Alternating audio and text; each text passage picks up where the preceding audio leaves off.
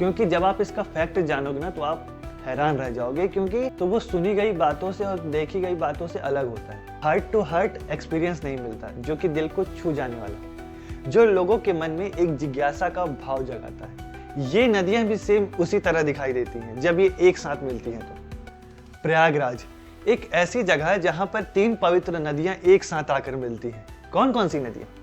गंगा, यमुना, सरस्वती। ये तीनों बहनों की तरह लगती है नहीं? लोग यहाँ स्नान करने आते हैं क्योंकि उनका मानना होता है कि अगर हम पवित्र नदियों में जाकर स्नान करते हैं तो हमारे जो पाप हैं वो धुल जाते हैं और हमारा मन पवित्र हो जाता है। इस संगम को अलग अलग संस्कृतियों और लोगों के मिलन का प्रतीक माना जाता है। लेकिन इन तीनों नदियों का पानी अलग अलग रंग का क्यों होता है? चलो एक्सप्लोर करते हैं इसे। तो सबसे पहले बात करते हैं हम गंगा नदी की। गंगा नदी का पानी बिल्कुल साफ होता है, लेकिन अगर आप इसको दूर से देखोगे तो ये हल्के से हरे रंग का दिखाई देता है, क्योंकि ये नदी हिमालय से निकलती है और पत्थरों और ठंडे पहाड़ों से होकर गुजरती है, इसीलिए इसका पानी साफ और निर्मल माना जाता है। अब बात करते हैं यमुना नदी की। यमुना नदी का जो पानी होता है वो बिल्कुल एकदम गाढ़े डार्क कलर का दिखता है। ऐसा इसलिए होता है क्योंकि ये जो नदी होती है ये शहरों और खेतों से होकर गुजरती है और इसी वजह से इसके पानी में काफ़ी ज़्यादा पॉल्यूशन मिल जाता है और इसका पानी काफ़ी डार्क दिखाई देने लग जाता है। अब हम बात करते हैं सरस्वती नदी की, क्योंकि जब आप इसका फैक्ट जानोगे ना तो आप हैरान रह जाओगे, क्योंकि मैं खुद हो गया था। ये नदी अदृश्य है, मतलब किसी को दिखाई नहीं देती, लेकिन धार्मिक रूप से माना जाता है कि ये नदी अभी भी एग्जिस्ट करती है, मतलब है, लेकिन अदृश्य है।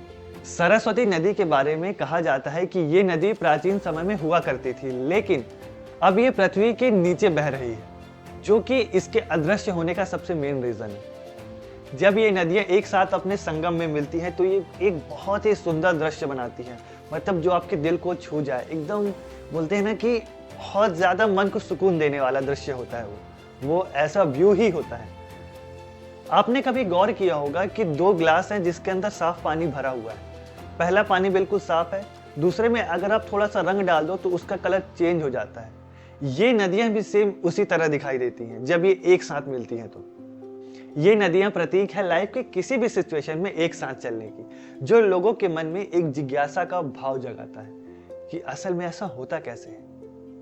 अब मैं प्रयागराज के बारे में आपको कुछ इंटरेस्टिंग फैक्ट्स बताने वाला हूँ।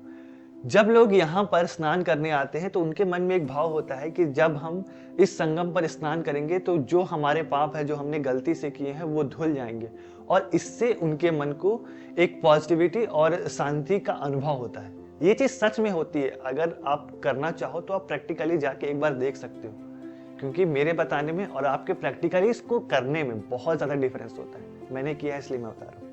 जैसे इस संगम पर अलग अलग रंग की नदियाँ एक साथ आकर मिलती हैं, वैसे ही हमारे भारत देश में बहुत सारे धर्म और संस्कृति के लोग एक साथ रहते हैं। ये नदियाँ प्रतीक है एकता की। एकता मतलब यूनिटी की, एक साथ काम करने की।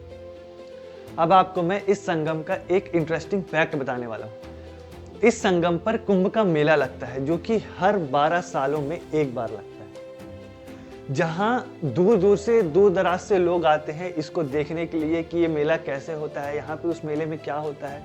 एक तरह से मान के चल सकते हो आप कि वो मेला एक एकता का प्रतीक होता है कि यहाँ पे सब लोग आकर मिलते हैं, एक दूसरे से बातचीत करते हैं, समझते हैं कि मतलब उनके थॉट्स क्या हैं, सामने वाले के थॉट्स क्या हैं। बहुत सारी चीज़ों को वो एक्सप्लोर करते हैं जिसे उन्होंने अपनी लाइफ में शायद कभी ना किया, और खासकर वो स्नान वाला पॉइंट, ये मेन पॉइंट है यहाँ का कि यहाँ पर आके पाप धुल जाते हैं, लोगों का मानना है। अब मैं आपको रियल लाइफ एग्जाम्पल देने वाला हूँ जिससे आप इन नदियों के बारे में अच्छे से समझ जाओगे कि ये कैसे काम करती हैं। समझना इस चीज़ को। आप जो स्क्रीन पर रंगोली का जो चित्र देख रहे हो, इसमें अलग अलग रंग हैं जो कि एक साथ मिलकर एक पूरे डिजाइन को तैयार कर रहे हैं, जो कि देखने में बहुत सुंदर लग रहा है। ठीक वैसे ये नदियां भी हैं।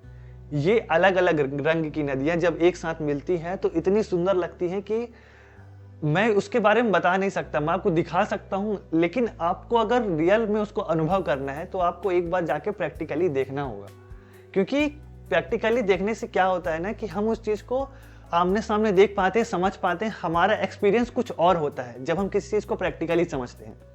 ठीक। अगर मैं अपनी इन सारी बातों को कंक्लूड करना चाहूँ तो मैं आपसे क्या कहूँगा, आज मैं आपको कोई पॉइंट्स या फैक्ट्स नहीं बताऊँगा। मेरा पर्सनल ओपिनियन है कि जब हम किसी चीज़ को प्रैक्टिकली समझते हैं ना, तो वो सुनी गई बातों से और देखी गई बातों से अलग होता है। मैं आपको कोई चीज़ दिखाऊं और आप उसको छू कर देखो तो वो चीज़ें अलग होंगी, आपका एक अलग एक्सपीरियंस होगा। ये है मेरा आज का कंक्लूजन। तो मैं चाहूँगा कि आप एक बार अपने लाइफ में इस चीज़ को ज़रूर एक्सप्लोर करो, देखो कि ये चीज़ें कैसे दिखती हैं। वीडियो में हमने आज तक बहुत कुछ देखा, वीडियो में सब कुछ मिल जाता है, वीडियो में वो हार्ट टू हार्ट एक्सपीरियंस नहीं मिलता जो कि दिल को छू जाने वाला होता है। ठीक है, उम्मीद है आपको ये पूरा कॉन्सेप्ट समझ में आया होगा कि कौन सी नदियाँ किस वजह से अलग अलग रंग की दिखाई देती हैं। अगर आपको चाहिए कि मैं किसी और टॉपिक के ऊपर बिल्कुल डिटेल में ऐसे ही वीडियो बनाऊं जिसमें कुछ फैक्ट्स हों, जिसको सुनकर आपको मजा आए, तो कमेंट डाउन करना, अगली वीडियो उसी के ऊपर तैयार हो जाएगी। यार मैं तो ढूंढ रहा हूँ, बारी आपकी है, सवाल आपके, रिसर्च मेरे। ठीक है, उम्मीद करता हूँ आपको अच्छा लगा होगा। मैं मिलूंगा आपसे नेक्स्ट वीडियो में नेक्स्ट किसी और अच्छे मज़ेदार टॉपिक के साथ। तब तक के लिए आपके भाई की तरफ से आप सभी को कीप स्माइलिंग, स्टे सेफ, खुद को और फैमिली का ध्यान रखो। Bye bye.